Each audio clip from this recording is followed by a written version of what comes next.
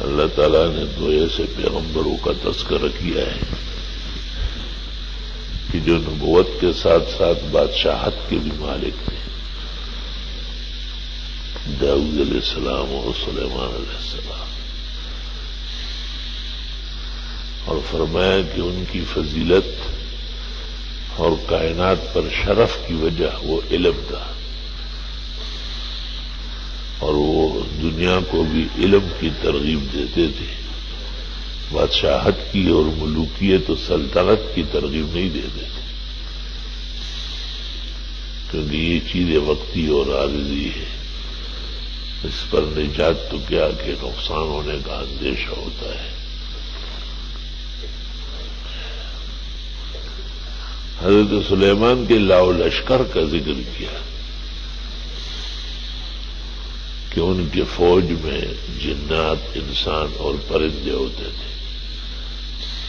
آج بھی 3 فورسز ہیں، جنات جیسے نیوی والے، کیونکہ قرآن میں ہے کہ وہ سمندر میں غوطے لگاتے تھے، وہ حضرت کے لیے قیمتی ہیرے اور جواہرات نکالتے تھے،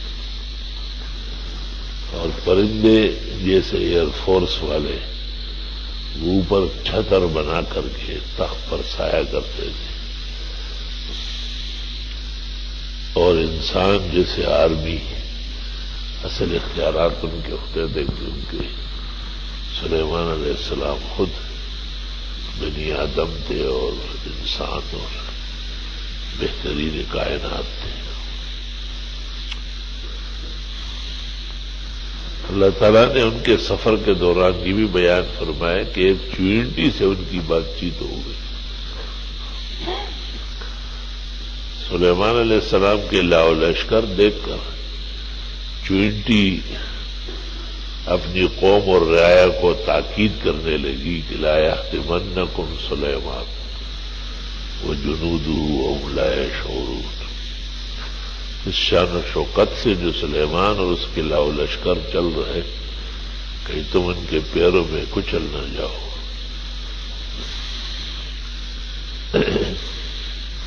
حضرت سلیمان علیہ السلام ان کی بات سمجھ گئے، اور آپ نے ان سے گفتگو کی۔ تفسیر فخر رازی میں ہے کہ سلیمان علیہ السلام نے ان سے پوچھا کہ میں بادشاہ ہوں جن اور انس کا، بحر و بر کا، آپ جو چاہے مانگے۔ اس نے کہا زد لی عمری، میری عمر بڑھا ہے۔ حضرت نے کہا یہ تو نہیں ہو سکتا۔ تو اس نے کہا زد لی رزقی، چلو میرا روزی بڑھا دے۔ سلیمان علیہ السلام نے کہا یہ بھی نہیں ہو سکتا۔ رزق مقصود مست وقت آ مقرر کردہ ان، پیش ازا و بیش ازا حاصل نبی گی رد بجو، حافظ صاحب کہتے ہیں۔ تو چوینٹی نے حضرت صاحب کو کہا کہ پوری دنیا کی زندگی 2 چیزوں پر قائم ہے، یا معاش ہے اور یا حیات ہے، اور آپ دونوں میں بے بس ہے، پھر بھی اپنے آپ کو بادشاہ سمجھتے ہیں، اپنے آپ کو فقیر کب سمجھو گے؟ اس کے اختیار میں نہ زندگی ہو اور نہ معاش اور رزق ہو، وہ پھر بھی کہے کہ میں بادشاہ ہوں۔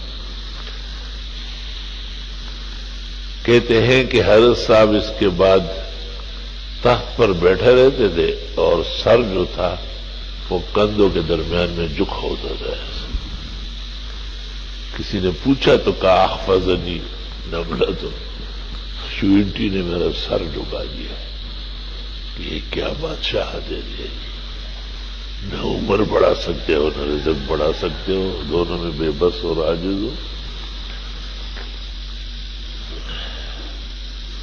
سلیمان علیہ السلام کو چوینٹی نے یہ بھی کہا کہ دیکھو آپ ہماری بات سمجھتے ہیں، یہ کوئی کمال نہیں ہے، انت نبی اللہ تدری کل شیء، آپ خدا کے پیغمبر ہیں، آپ تو جانتے ہی ہوں گے، خدا کا شکر اس پر کرو کہ ہم آپ کی باتیں سمجھتے ہیں۔ سلیمان علیہ السلام کو اللہ تعالیٰ نے یہ معجزہ دیا تھا کہ جس چیز سے بھی ہم کلام ہو جاتے فوری طور پر وہ بات سمجھ لیتا، اور یوں حضرت کو تمام مخلوقات پر حکومت آسان تھی۔ حضرت کا نظم اور ڈسپلن اتنا مستحکم تھا کہ ایک جگہ رک کر کے پوچھا کہ یہ ہدہد کہاں ہے؟ یہ چتکبرا سا پرندہ ہوتا ہے، سر پہ تاج ہوتا ہے، ہم جہانگیرے کی پشتوں میں اس کو گڈی چرخ کہتے ہیں، باقی اور پختون جتنے ہیں وہ ان کے ہاں وہ ملا چرگک کہلاتا ہے۔ عاملین کیا مشہور ہے کہ اس کے خون سے وہ تعویذ لکھتے اور وہ پھر مختلف کاموں میں منظر ہے، دروگ گوئی غریب کو خواہاں حلت اور حرمت پر ضمیری نے کلام کیا ہے۔ درست بات یہ ہے کہ حلال ہے لیکن عادت نہیں ہے، جیسے طوطا حلال ہے لیکن عادت نہیں ہے مسلمانوں کی جو اس کا گوشت کھائے۔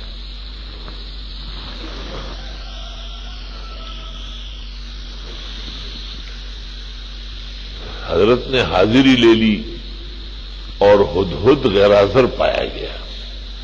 مطلب یہ کہ ایک نظام اس وقت تک نظام ہوگا جب اس میں حاضر غیر حاضر کا فرق ہوگا۔ کسی بھی نظام میں آنے والے اور نہ آنے والے برابر ہو، وہ نظام آج بھی ڈوبا ہے، کل بھی ڈوبا ہے، اس نظام میں اچھے برے کی تمیز ہی نہیں ہوگی۔ تو اس لیے حضرت نے حاضری لی اور باقاعدہ کہا کہ ماں لی الہدہد، مجھے وہ ہدہد نظر نہیں آ رہا ہے، ہم کان من الغائبین، یا واقعی وہ ہے ہی نہیں۔ آپ بڑے غصے ہو گئے، آپ نے کہا اگر یہ آیا تو میں اس کو کاٹ دوں گا یا اس کو صحیح دلیل پیش کرنی پڑے گی۔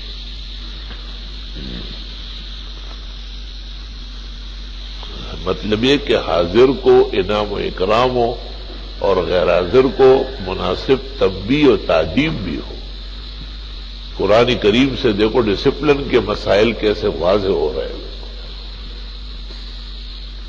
یہ نہیں ہے کہ جو آیا وہ بھی اچھا ہے اور جو نہیں آیا وہ بھی اچھا ہے، نہیں، دونوں میں زمین و آسمان کا فرق ہے۔ آنے والے نظام کے رکن ہے، روح ہے، نہ آنے والے نظام کے دشمن ہیں، نظام کے اندر وہ نقصان دہ ہے۔ کچھ لمحہ نہیں گزرا تھا کہ وہ ہدہد آیا اور دیگر مخلوقات نے ان کو کہا کہ وہ کہاں گئے تھے؟ حضرت نے حاضری لی اور تیرا نام غیر حاضروں میں آیا ہے۔ اور حضرت نے بہت ناراضگی کا اظہار فرمایا۔ ہدہد نے حضرت کو کہا کہ حضرت میں اور پرندوں کے ساتھ کئی اڑان کر رہا تھا کہ ایک حکومت میں نے دیکھی ملکہ سبا کی، وہاں ایک تو خاتون ہے جو سربراہ ہے، پورا ملک چلا رہی ہے، اور دوسرا اس کے پاس ایک تخت ہے جس جیسا تخت میں نے نہیں دیکھا ہے۔ اور حضرت وہ اور اس کی قوم سورج پرست ہے، ہدایت پر نہیں ہے، شیطان نے ان کو یہ بھی اچھا دکھایا ہے۔ سلیمان علیہ السلام نے ان کو کہا کہ ٹھیک ہے، میں دیکھنا چاہتا ہوں کہ ایسے ہی ٹالتے ہو یا واقعی ایسے کوئی واقعہ ہے۔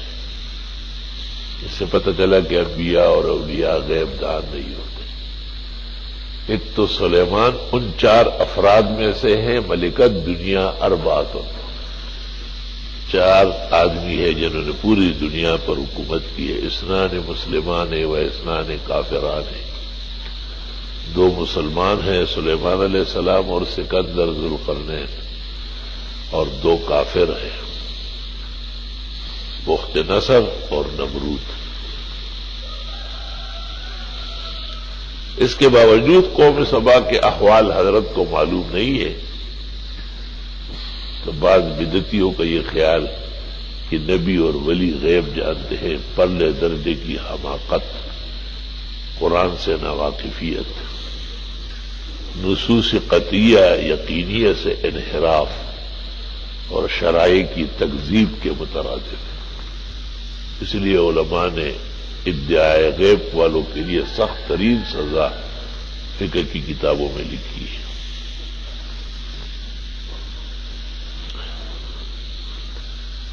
سلیمان علیہ السلام نے ہدہد کو کہا کہ یہ خط لے لو اور سیدھا وہاں جاؤ اور مجھے وہاں کی خبر لاؤ۔ سلیمان علیہ السلام کا خط لے کر کے ہدہد ملکہ سبا کے ہاں پہنچ گیا۔ وہ ایک علیحدہ ملک تھا اور سلطنت تھی اور اس میں بڑے آن بان تھے ان کے، لیکن حضرت سلیمان علیہ السلام کے اس خط سے پہلے ہدہد جب پرندوں کے ساتھ گیا تھا تو پارلیمنٹ چل رہی تھی اور وہ تقریر کر رہی تھی، وہ بڑا زور و شور چل رہا تھا، اور اب جب یہ پہنچا تو پارلیمنٹ برخاست ہو گئی تھی، لوگ جا چکے تھے، اور ملکہ سبا بلقیس نے، وہ چونکہ غیر شادی شدہ تھی، اس نے اپنے محل میں باؤنڈری کے باہر فوج کو کھڑا کیا تھا، اندر پولیس کھڑی تھی، اور پھر وہ اندر سے تالے لگا کے چابیاں اپنے سرانے رکھتی تھی۔ خوف خطر تو ان لوگوں کو بہت ہوتا ہے۔ ہدہد پریشان ہو گیا کہ اب کیا ہوگا۔ اچانک اس کا خیال آیا کہ اوپر روشن دان کھلا ہے ہوا کے لیے۔ اس روشن دان سے اس نے دیکھا تو نیچے وہ عالیشان تخت پر ملکہ سبا بلقیس جلوگر ہے، آرام کر رہی ہے۔ اس نے وہ خط سلیمان لے کر اور اس کے سینے پر رکھ دیا۔ شاہ عبد القادر نے تفسیر موضح میں لکھا ہے کہ چاندی کے ورق پر سونے کے روشنائی سے خط تحریر تھا، اور کاماز اور فل سٹاپ وغیرہ وہ سب یاقوت اور مرجان کے ہیرو کے لگے ہوئے تھے۔ خط کے ذریعے ہی انسان کی علمی صلاحیت اور طاقت کا اندازہ ہو جاتا ہے۔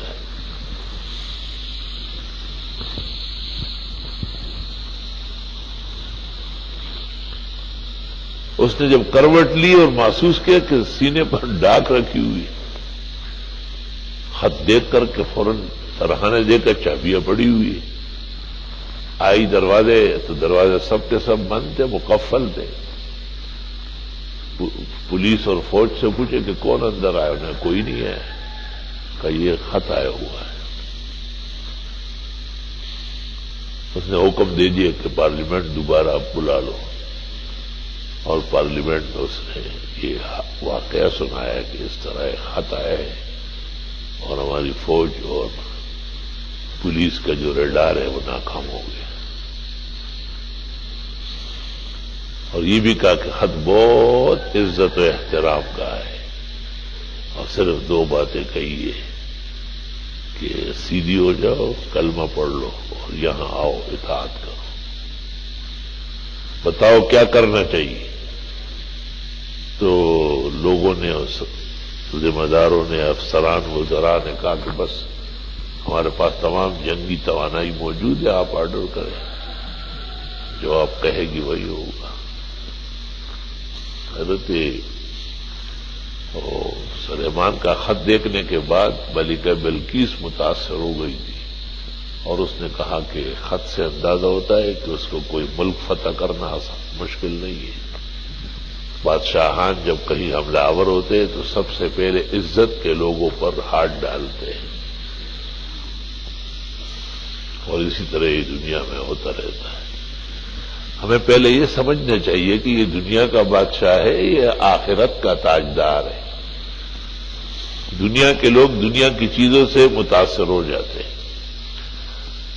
تو اس نے حکم دے دیا کہ 300 آدمی، امام قتادہ نے کہا ہے کہ 300 آدمی تھے، اور ہر آدمی اپنے ہاتھ میں 2 اینٹیں سونے کی پکڑے، اور حضرت کی خدمت میں جائے. اگر ملک من الملوک اور سلطان من سلاطین الدنیا ہو تو سونے کی اینٹیں دیکھ کر کے اپنا ارادہ چھوڑ دے گا. جس وقت یہ فیصلہ ہو گیا اور آدمیوں کو حکم دے دیا کہ اس طرح روانہ ہو جاؤ تو پورا روشندان میں بیٹھا ہوا سارا ماجرا سنتا تھا. وہاں سے فوراً اڑا اور حضرت بلقیس کی خدمت میں آیا اور حضرت سلیمان کی خدمت میں آیا اور سارا ماجرا سنایا. سلیمان علیہ السلام نے پوچھا کہ کس راستے سے آ رہے وہ لوگ، کیونکہ جیسے کراچی میں داخل ہونے کے لیے ایک سپر ہائی وے ہے، ایک نیشنل ہائی وے، تو انہوں نے مثلاً کہا کہ نیشنل ہائی وے سے، تو آپ نے آرڈر دے دیا کہ یہاں سے لے کے ملک کے آخری سرحدات تک تمام زمین چاندی کی کر دو اور درخت سونے کے بنا دو اور اس میں پھل اور پھولوں کی جگہ یاقوت اور مرجان کے قنادیل لٹکا دو.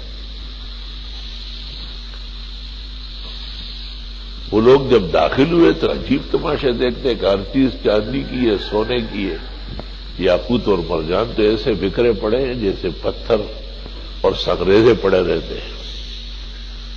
ایک آدمی کا پورا باغ ہو مالٹوں کا، سنتروں کا، دوسرا آدمی ملنے آئے اور وہ 2 سنترے اٹھا کے لائے تو بہت ہی شرما جاتا ہے آدمی. لیکن چونکہ ملیکہ کا حکم ہے تو پورا کرنا ہے. اس طرح حضرت سلیمان کی خدمت میں پیش ہوئے. سلیمان نے دیکھ کے کہا اتمدوننی بمال، مجھے مال سے ٹرکانا چاہتے، میں کوئی پاکستان کا وزیر اعظم ہو گیا؟ ٹکو خان کذاب ناشر، افاق زمانہ. فرمایا کہ بل انتم بہدیتکم تفرحوا، یہ تم بھی رکھو، اللہ نے مجھے جو کچھ دیا وہ بہت کچھ ہے. اور ان کو کہا جاؤ بلقیس کو کہو کہ سیدھی ہو کر کے آئے، ورنہ ایسا لشکر بھیج دوں گا کہ اس کو ذلیل و خوار کر کے وہاں سے اکھیڑ دوں گا. ارجع الیہم فلناتینہم بجنود لا قبل لہم بها ولنخرجنہم منها اذلۃ وہم صاغرون. اور فوراً دربار کو کہا کہ یہ جو تخت پر بہت ناز ہے اور شور شرابہ ہے اس کو اٹھا کے لانا ہے. دیکھو نا، لوگ کہتے ہیں سائنس نے ترقی کی. سائنس نے صرف آواز پہنچائی ہے، آگے کچھ بھی نہیں کر سکتی. ایک ٹوپی بھی یہاں سے امریکہ نہیں بھی آ سکتی، نہ ٹرمپ کے سر سے جو ہے ایک ٹوپی گھسیٹی جا سکتی.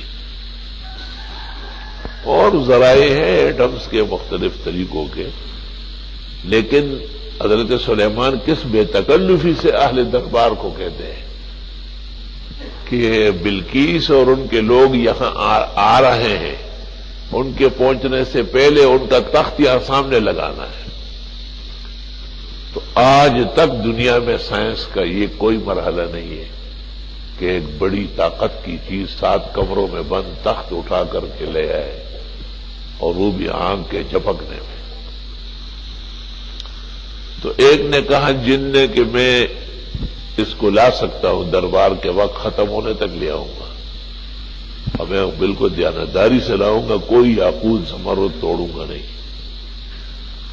اور دوسرے نے کہا جن کے پاس اسم اعظم تھا، مفسرین کہتے آصف ابن برقیہ حضرت سلیمان کا خاص شاگرد اور ولی عہد تھا، اس نے کہا آپ کے آنکھ کے جھپکنے میں لے آؤں گا. حضرت سلیمان نے آنکھ جھپکا دی اور تخت سامنے رکھ دیا گیا.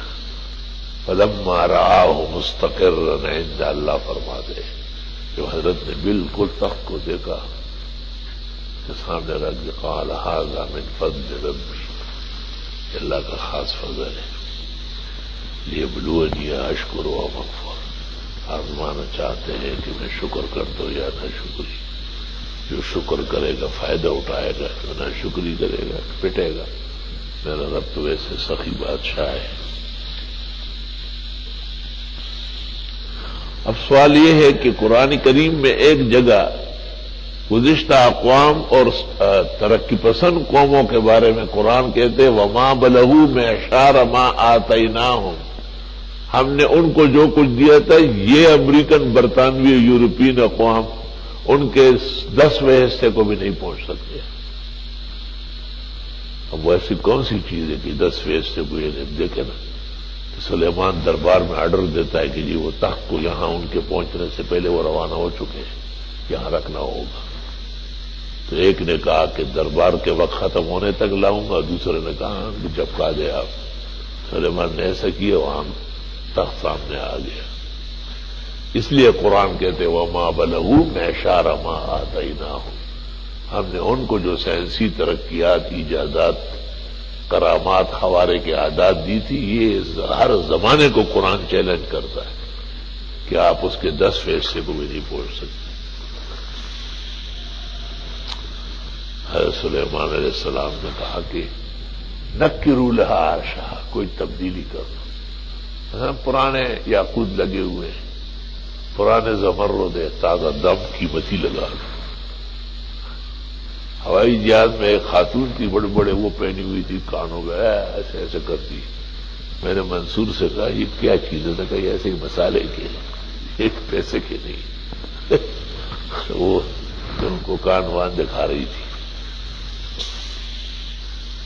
کہتے ہیں نا کہ ایک آدمی نے اپنے لیے انگوٹھی بنوائی اور بیوی کے لیے نتنا بنوایا.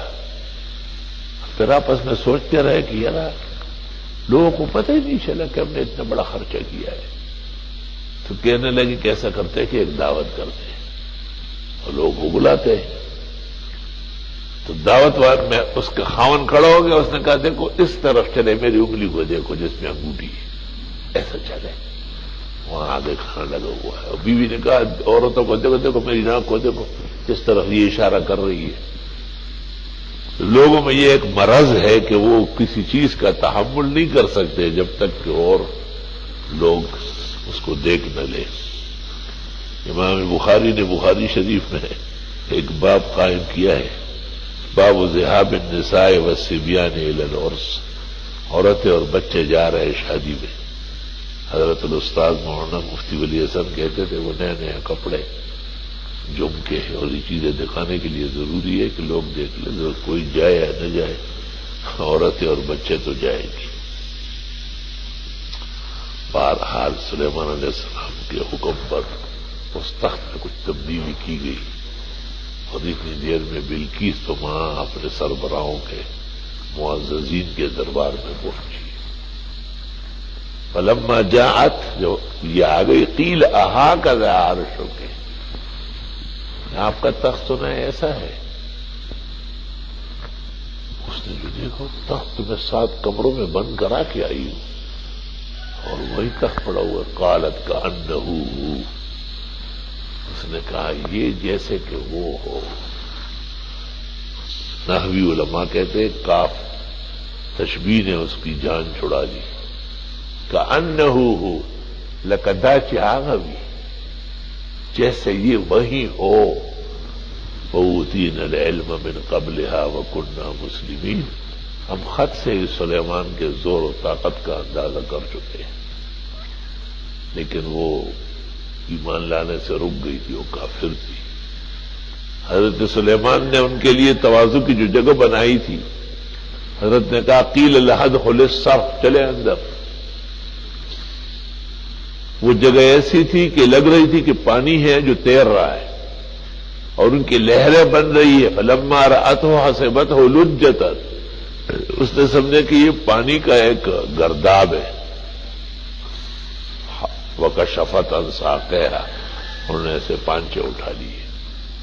کیونکہ سلیمان کو کہا گیا تھا کہ یہ ماں کی طرف سے تو شیس علیہ السلام تک پہنچ رہی ہے لیکن باپ کی طرف سے نہیں پہنچ رہی ہے.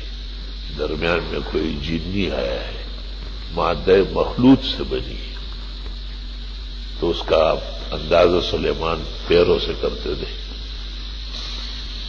اور اس میں ہزاروں اقوال مفسرین نے اختیار کیے. قال انه صرح ممرد من قوارير، حضرت نے کہا یہ تو شیشہ ہے اور نیچے گھاس اور پانی ہے، پانچے اٹھانے کی کوئی ضرورت ہی نہیں ہے. قالت ربی انی ظلمت نفسی، کہنے لگی واقعی میں بہت ہی بد نصیب ہوں، وَأَسْلَمْتُ مَعَ سُلَيْمَانَ لِلَّهِ رَبِّ الْعَالَمِينَ. حضرت سلیمان علیہ السلام پر ایمان لا کر اللہ کو وحدہ لا شریک مان گئی. پہلے کلمہ پڑھ لیا، پھر بقیہ تفصیلات مفسرین نے لکھے ہیں کہ نکاح بھی ہو گیا ہے، اور حضرت سلیمان نے اس کو قوم سبا میں برقرار رکھا، اور 3 مہینے میں یا 1 مہینے میں ہفتہ 10 دن کے لیے حضرت تشریف لے جاتے تھے، وہی قیام کرتے تھے اور کبھی ان کو بلوا لیتے تھے. الحمدللہ رب العالمین.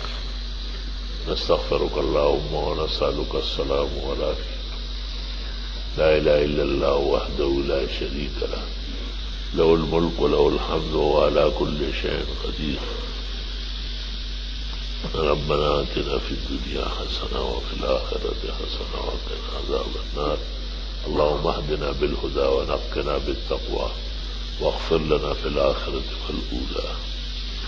اللهم احفظنا واحفظ الإسلام والمسلمين. اللهم احفظنا واحفظ شعائر الدين والمدارس الدينية والمساجد الإسلامية، مراكز التوحيد ومعادن السنن، عن شر الأشر وإفساد المفسد وقتل القتال وسفك السفاك. يا الله يا رحمن يا عزيز يا غفار يا حنان يا منان. الله خير حافظا وهو أرحم الراحمين. سبحان ربك رب العزة عما يصفون وسلام على المرسلين والحمد لله رب العالمين. وصلى الله تعالى على خير خلق محمد وآله وأصحابه أجمعين. وقت ہو گیا، 2 رکعت پڑھ کے جائے.